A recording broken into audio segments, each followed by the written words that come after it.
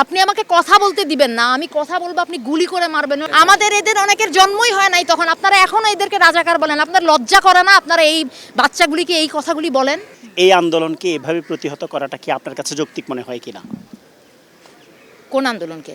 শিক্ষার্থীদের দাবি যেটা দমন পীড়ন, এটা তো আপনি কালকে যে সাইদ যে ছেলেটা ছিল, যে ছবিটা, রংপুরের ছেলেটা, ও নিরস্ত্র একটা ছেলে। আপনি স্টুডেন্টদের উপরে গুলি চালাতে পারেন? আপনি ছাত্রদের উপরে, নিরস্ত্র ছাত্রদের উপরে কোনো অবস্থাতে আপনি গুলি চালাতে পারেন?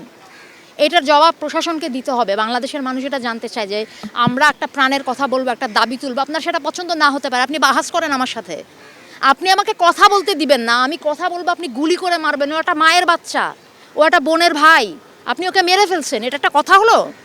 এটা কিছু হলো? এইটাকে আপনি বলবেন?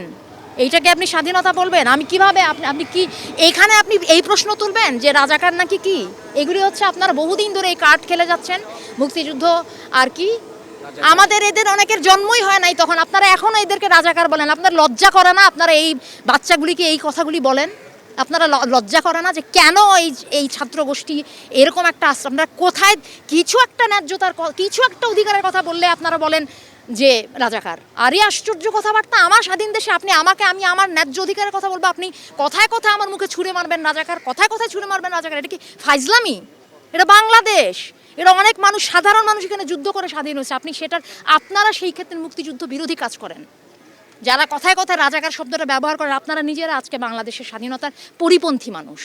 আপনারা চর্চা করেন, শিখে আসেন, এই বাচ্চাদের কাছে শিখে আসেন স্বাধীনতা যুদ্ধ কাকে বলে। ওরা করছে সংগ্রাম, ওরা রাস্তায়, এবং আপনারাও করেন আপনাদের জায়গায়, দোহাই লাগে, আপনারা আপনাদের কাজ করেন।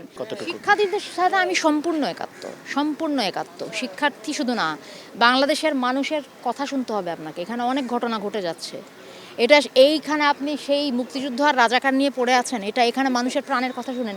রিক্সাওয়ালারা কয়েকদিন আগে 400 টাকা হলো মরিচের কেজি, সেটা নিয়ে শুনেন। কুড়িগ্রামে বন্যা হচ্ছে, সেটা শুনেন। হ্যাঁ, মানুষ একটা মেডিকেল কলেজে গিয়ে দেখেন সাধারণ মানুষের একটা চিকিৎসা পেতে কি আপনাদের একটা শ্রেণীর মাথা ব্যথা হলে তারা সিঙ্গাপুরে দৌড় দেয়, আর আমার দেশের মানুষ মানে ক্যান্সার হয়ে গেলেও বা বড় বড় চিকিৎসার পয়সা না, এরা করবে না চিকিৎসা। আপনি কি বলেন এটাকে? এটা কি স্বর্গরাজ্য? এটা কি সত্যি তাই এরকম? এটা বাংলাদেশ? এইটাকে আপনি বলেন?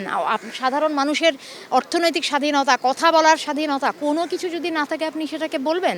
আমাদের অনেক যুদ্ধ বাকি, সেটা আমাদের করতে হবে। সবচেয়ে বড় কথা হচ্ছে সক্ষমতা। আপনি কি একটা সাধারণ মানুষ হিসেবে অনুভব করেন যে আপনি স্বাধীন, আপনি একটা সুন্দর জীবনযাপন করতে পারেন এখানে, স্বাধীনতার বোধ? নাকি আপনি প্রত্যেকটা কথা কেটে কেটে বলেন, ভয়ে ভয়ে বলেন? প্রত্যেকটা কথার মধ্যে 100 বার চিন্তা করেন যে এটা বলা যাবে, এটা বলা যাবে না, আপনি তাহলে স্বাধীন না? কেন এটা করতে হবে আমাকে?